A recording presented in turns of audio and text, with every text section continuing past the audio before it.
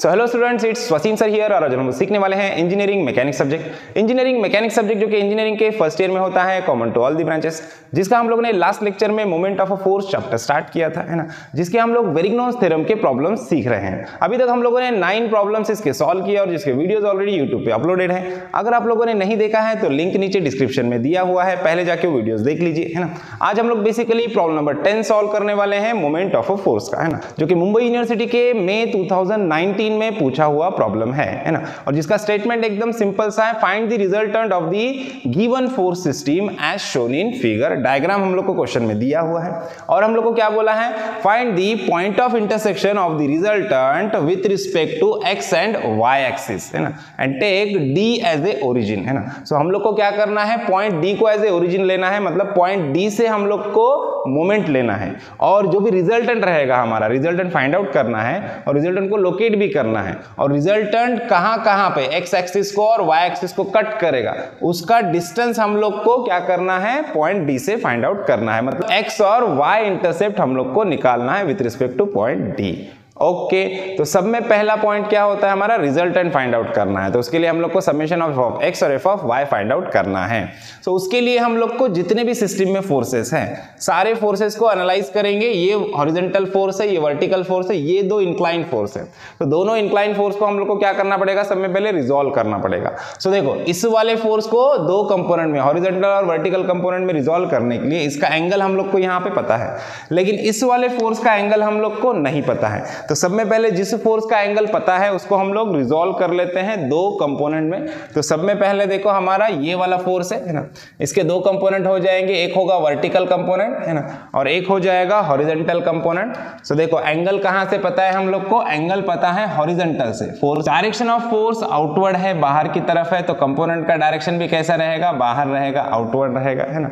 Angle horizontal से पता है, तो हॉरिजॉन्टल वाला कंपोनेंट हो जाएगा cos 600 cos ऑफ 40, ये वाला फोर्स आएगा। और जो वर्टिकल फोर्स है ये वाला, ये आ जाएगा 600 sin ऑफ 40, है ना। सो यहाँ पे लिख देते हैं 600 sin of 40। Vertical force 600 sin 40 और हॉरिजॉन्टल फोर्स 600 cos 40। ओके, अब ये वाला जो फोर्स है हमारा, इस फोर्स का एंगल हम लोग को नहीं पता है, तो इसका एंगल सब में पहले हम लोग फाइंड आउट कर लेते हैं हॉरिजॉन्टल से। देखो यहां से इसका जो एंगल है ये थीटा मान लेते हैं हम लोग। देखो अब ये वाला एंगल और ये वाला एंगल कैसा रहेगा, सेम रहेगा, है ना। ये ट्रांसवर्सल है और दोनों कैसे एडजेसेंट एंगल है ना, हॉरिजॉन्टल से इस इंक्लाइंड लाइन का एंगल और यहाँ पे हॉरिजॉन्टल से इस इंक्लाइंड लाइन का एंगल कैसा रहेगा, सेम रहेगा। तो ये और ये दोनों एंगल सेम है, तो ये थीटा निकालेंगे तो ये एंगल हम लोग को मिल जाएगा, है ना। सो इस थीटा को हम लोग फाइंड आउट कर सकते हैं। देखो कैसे, इस वाले ट्रायंगल डीसीबी को देखो, है ना, इन ट्रायंगल डीसीबी देखो, है ना, इन ट्रायंगल डीसीबी, है ना, ये हमारा ट्रायंगल डीसीबी है, ये वाला थीटा निकालना है ना। अब ये वाला डिस्टेंस कितना है, ये है 0.5 मीटर, है ना, और ये वाला DC देखो, D to C डिस्टेंस कितना है, वो इक्वल रहेगा A से B के, है ना। AB कितना है 1.2, तो DC भी कितना रहेगा 1.2। तो ये वाला DC है 1.2। तो देखो थीटा निकालना है, अपोजिट साइड और एडजेसेंट साइड हम लोग को पता है ना। अपोजिट और एडजेसेंट पता है तो क्या लेंगे, tan of theta. tan theta is equal to क्या होता है, opposite side that is BC upon adjacent side that is DC, है ना। सो BC है 0.5 और DC है 1.2, है ना। सो थीटा निकालना है, tan को इधर लेके जाओ, tan इनवर्स ऑफ 0.5 अपॉन 1.2 हो जाएगा, है ना। अब इसको अच्छे से कैलकुलेट में पुट करो और कैलकुलेट करो, तो यहाँ से हम लोग को मिल जाएगा 22.62 डिग्री, है ना। ये थीटा का वैल्यू मिला 22.62 डिग्री, मतलब ये वाला एंगल है 22.62 डिग्री और ये वाला भी एंगल सेम कितना रहेगा, 22.62, है ना, डिग्री, है ना। अब इसके दो कंपोनेंट हो जाएंगे। देखो फोर्स का जो लाइन है वो कैसा है, आउटवर्ड है, देखो बाहर की तरफ है, तो कंपोनेंट का डायरेक्शन भी कैसा रहेगा, आउटवर्ड रहेगा, बाहर की तरफ रहेगा, है ना। सो ये वाला देखो, ये वाला कंपोनेंट हो जाएगा हमारा, एंगल कहाँ से पता है, हॉरिजॉन्टल से, तो ये वाला कंपोनेंट होगा 1300 cos ऑफ 22.62 और ये वाला कंपोनेंट हो जाएगा वर्टिकल 1300 sin ऑफ 22.62। ओके, सो इसके दो कंपोनेंट हो गए। अभी जितने भी इंक्लाइन फोर्स थे सबको रिजॉल्व कर दिया हम लोगों ने हॉरिजॉन्टल और वर्टिकल कंपोनेंट में। अब बारी है summation of F of x और एफ ऑफ वाई को फाइंड आउट करने की। तो सब में पहले क्या करेंगे, सब में पहले summation of F of x find out करते हैं। देखो summation of F of x find out करने के लिए इसको थोड़ा सा रफ कर देंगे हम लोग, यहाँ से इसकी जरूरत नहीं है हम लोग को, है ना। अभी देखो summation of F of x exactly होता क्या है। Summation of F of x मतलब सिस्टम में जितने भी हॉरिजॉन्टल फोर्सेस हैं उनका हम लोग को एडिशन करना है। कैसे एडिशन करना है, जो राइटवर्ड फोर्सेस है इनको पॉजिटिव लेंगे और जो लेफ्टवर्ड फोर्सेस है उनको नेगेटिव लेंगे। तो जितने भी हॉरिजॉन्टल फोर्सेस उनको ऐड करना है, जो राइट साइड में जा रहा है उसको पॉजिटिव लेना है और जो लेफ्ट साइड में जा रहा है उसको नेगेटिव लेना है। सो सब में पहले देखो राइट साइड में कौन सा फोर्स जा रहा है, ये दो, ये वाला फोर्स और ये वाला फोर्स, ये दोनों राइट साइड में जा रहे हैं ना। तो इनको पॉजिटिव लेंगे, तो सब में पहले लिख देते हैं 1300, देखो ये वाला है ना, 1300 कॉज ऑफ 22.62 है ना, राइट वर्ड जा रहा है पॉजिटिव। ये वाला भी देखो 600 प्लस 600 कॉज ऑफ 40 है ना, पॉजिटिव है ना, राइट साइड में जा रहा है पॉजिटिव। अब कौन सा वाला बचा, ये 800 लेफ्ट में आ रहा है, तो क्या लिखेंगे माइनस 800। और कोई हॉरिजॉन्टल फोर्स है क्या, 1 2 3, तीन ही फोर्स थे है ना, तीन ही फोर्स थे, तीन फोर्स आ गए। अब कैल्सी में इसको अच्छे से पुट करो और कैलकुलेट करो, तो summation of F of x का वैल्यू मिल जाएगा 859.63 न्यूटन है ना। अब ये वाला जो वैल्यू आया कैसा आया, पॉजिटिव आया, मतलब समेशन ऑफ एक्स कैसा है हमारा, राइट वर्ड है ना, पॉजिटिव आया इसलिए राइट वर्ड। अगर आंसर नेगेटिव आता तो हम लोग डायरेक्शन बताते लेफ्ट वर्ड। अभी इसी तरह summation of F of y find out करते हैं। देखो क्या है consideration, upward forces, positive downward negative. मतलब क्या करना है, सारे वर्टिकल फोर्सेस का एडिशन करना है। अगेन कैसे करना है, जो ऊपर जा रहा है अपवर्ड फोर्स उनको पॉजिटिव लेना है और जो नीचे जा रहा है डाउनवर्ड फोर्स उसको नेगेटिव लेना है ना। सो देखते हैं अपवर्ड फोर्स कौन सा है, वर्टिकली ये वाला अपवर्ड फोर्स है 600 साइन 40। तो इससे स्टार्ट करते हैं, चलो 600 साइन ऑफ 40 अपवर्ड फोर्स है, पॉजिटिव आया। उसके बाद 1500 अगेन अपवर्ड है, पॉजिटिव आएगा, प्लस 1500। उसके बाद डाउनवर्ड फोर्स देखो ये वाला डाउनवर्ड फोर्स है, ये नेगेटिव आएगा, 1300 साइन ऑफ है ना, ये कैसा आएगा माइनस 1300 साइन ऑफ 22.62 है ना। और कोई वर्टिकल फोर्स है क्या, 1 2 और 3, तीन ही थे, तीनों आ गए, तीनों को हम लोगों ने काउंट कर लिया। अभी क्या करना है, कैल्सी में इस वैल्यू को अच्छे से पुट करो और कैलकुलेट करो। तो यहां से हम लोग को summation of F of y का वैल्यू मिल जाएगा 1385.67 न्यूटन है ना। और ये भी आंसर कैसा आया हमारा, पॉजिटिव आया। तो हम लोग बोलेंगे अपवर्ड है ना, डायरेक्शन कैसा है इसका, अपवर्ड डायरेक्शन बताएंगे हम लोग। पॉजिटिव आया तो अपवर्ड डायरेक्शन, अगर आंसर नेगेटिव आता तो डाउनवर्ड डायरेक्शन बताते हैं ना।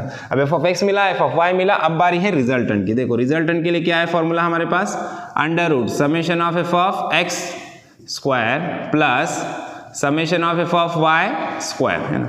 वैल्यूज पुट कर दो, एफ ऑफ एक्स देखो summation of F of X की वैल्यू पुट करो, सब में पहले कितना है 859.63 इसका square, plus F of Y है हमारा 1385.67 का स्क्वायर। अब ये सारा वैल्यू कैल्सी में अच्छे से पुट करना है और कैलकुलेट करना है। तो यहां से हम लोग को रिजल्टेंट का वैल्यू मिल जाएगा 1630.7 न्यूटन है ना। ये मिल गया हम लोग को रिजल्टेंट का मैग्नीट्यूड।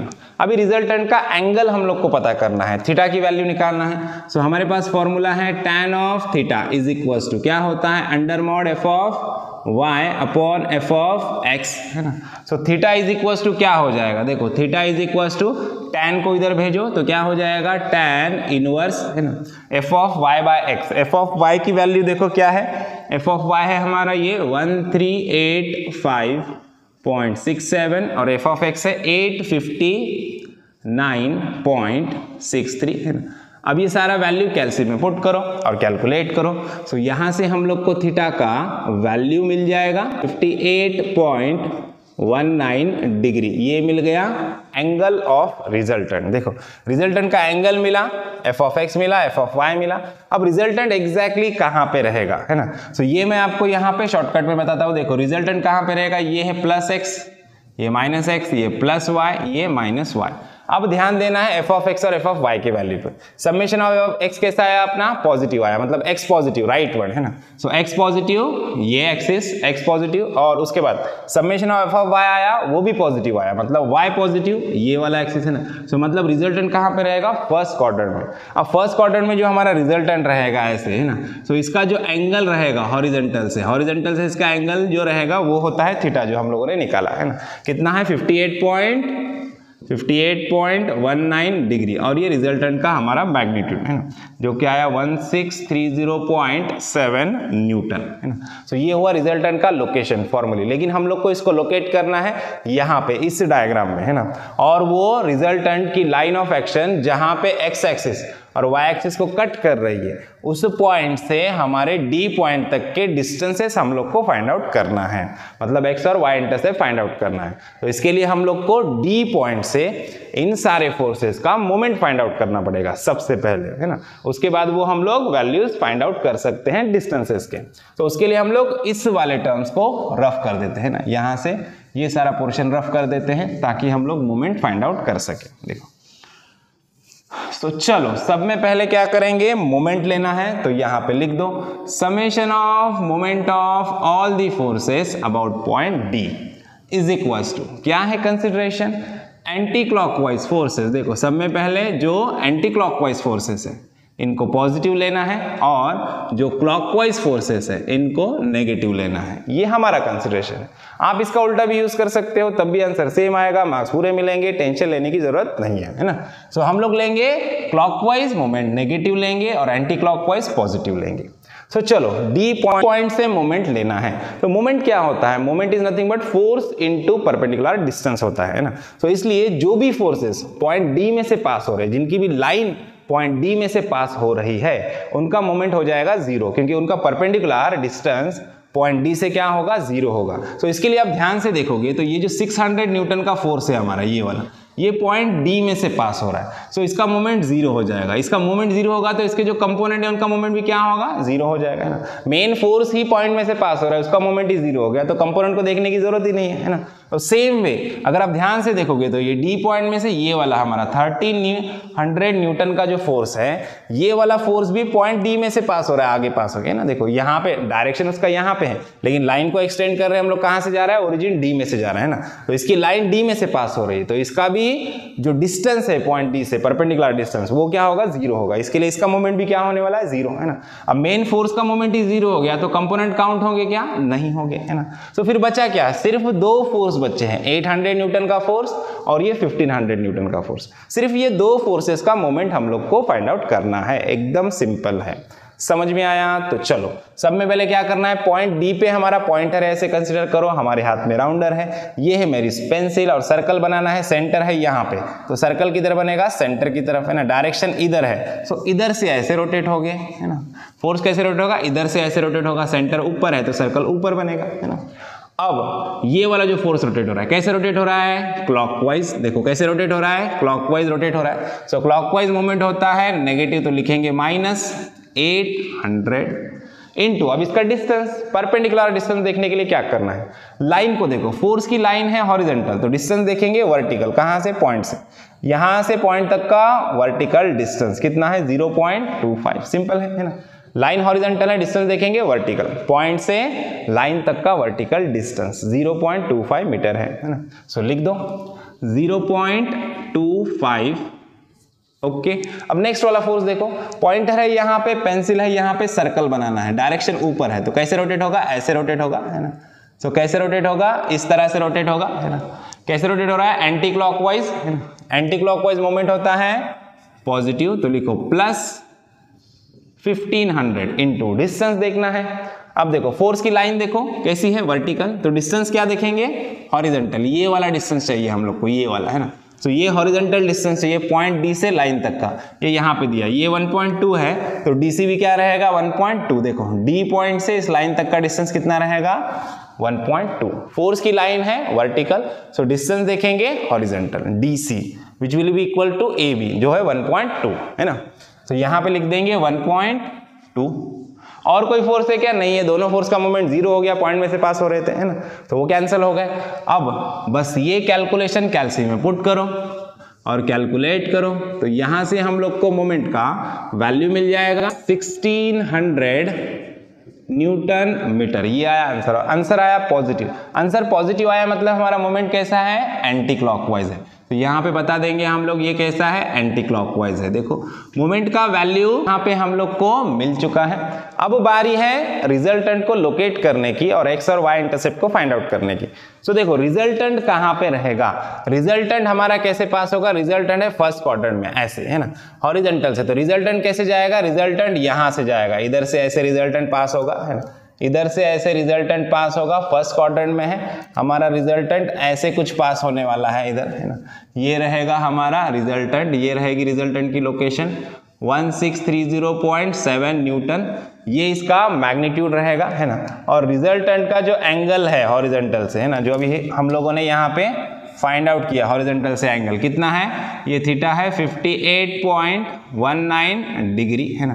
अब ये रिजल्टेंट क्या कर रहा है, y एक्सिस को यहाँ पे कट कर रहा है ना, इस पॉइंट पे y एक्सिस को कट कर रहा है और इस वाले पॉइंट पे x एक्सिस को कट कर रहा है ना। सो इस पॉइंट से लेकर के D पॉइंट तक का डिस्टेंस, देखो इस पॉइंट से लेकर के इस D पॉइंट तक का डिस्टेंस ये हम लोग को निकालना है ना, इसको बोलते हैं हम लोग y इंटरसेप्ट है ना। और सेम वे इस पॉइंट से लेकर के इस पॉइंट तक का डिस्टेंस ये वाला है ना, इस हमारे D पॉइंट तक का डिस्टेंस ये वाला डिस्टेंस, ये वाला डिस्टेंस हम लोग को निकालना है, इसको बोलते हैं x इंटरसेप्ट। देखो D पॉइंट से ये point of intersection of x axis तक का डिस्टेंस x इंटरसेप्ट और ये वर्टिकल y इंटरसेप्ट, ये दोनों वैल्यूज हम लोग को फाइंड आउट करने हैं ना। सो उसके लिए हमारे पास फॉर्मूला है, देखो सब में पहले x इंटरसेप्ट, देखो x इंटरसेप्ट के लिए क्या फॉर्मूला होता है, moment of forces about point D divided by summation of f of y। x के लिए summation of f of y और y इंटरसेप्ट के लिए summation of f of x आता है, यहाँ पे ऊपर का वैल्यू सेम रहता है ना, वो चेंज नहीं होता है। सो मोमेंट है हमारा 1600, f of y, f of y कितना है हमारा, देखो f ऑफ y है हमारा 1385.63 है ना। अब ये वैल्यू कैल्सी में अच्छे से पुट करो और कैलकुलेट करो। सो x इंटरसेप्ट का वैल्यू मिल जाए 1.155 मीटर है ना। देखो 1.155 मीटर ये मिल गया x इंटरसेप्ट है ना, मतलब ये वाला जो डिस्टेंस है, ये डिस्टेंस कितना है, ये डिस्टेंस है 1.155 मीटर, यहां से यहां तक का डिस्टेंस। ओके, अभी सेम वे हम लोग को y इंटरसेप्ट निकालना है। तो देखो y इंटरसेप्ट का फॉर्मूला क्या होता है, summation of moment of all the forces about point D divided by summation of f of x, मतलब 1600 divided by f of x कितना है 859.63। अब इसको कैल्सी में अच्छे से पुट करो और कैलकुलेट करो। तो यहां से हम लोग को y इंटरसेप्ट का वैल्यू मिल जाएगा 1.861 मीटर, यह हमारा y इंटरसेप्ट। सो y इंटरसेप्ट की वैल्यू कितनी है 1.861 मीटर है ना। लेकिन एग्जैक्टली हम लोग देखेंगे तो एक्चुअली ये यहाँ पे नहीं कट होगा, किधर नीचे जाके इधर कट होगा, थोड़ा सा ऐसे आएगा, रिजल्टेंट ऐसे आएगा और y एक्सिस को इधर नीचे कट करेगा, क्योंकि टेक्निकली देखा जाए तो ये डिस्टेंस हमारा 0.5 मीटर है ना, और y इंटरसेप्ट 1.861 है, मतलब नीचे आएगा इधर डायग्राम के बाहर, रिजल्टेंट ऐसे जाएगा और इधर किधर y एक्सिस को कट करेगा, यहाँ से यहाँ तक का डिस्टेंस ये रहेगा y इंटरसेप्ट, जो कि 1.861 मीटर रहेगा। ओके, तो इस तरह से हम लोगों ने यहाँ पे x इंटरसेप्ट और y इंटरसेप्ट की वैल्यू भी फाइंड आउट कर लिया और यहाँ पे हमारा प्रॉब्लम खत्म होता है ना। आई होप आपको प्रॉब्लम अच्छे से समझ में आया है, सारे कंसेप्ट आपके अच्छे से क्लियर हुए हैं। वीडियो अच्छा लगा है तो वीडियो को लाइक कीजिए, ज़्यादा से ज़्यादा अपने दोस्तों के साथ शेयर कीजिए और चैनल को सब्सक्राइब करना ना भूलिए। तो मिलते हैं नेक्स्ट वीडियो में नेक्स्ट प्रॉब्लम के साथ, तब तक के लिए थैंक यू, बाय बाय।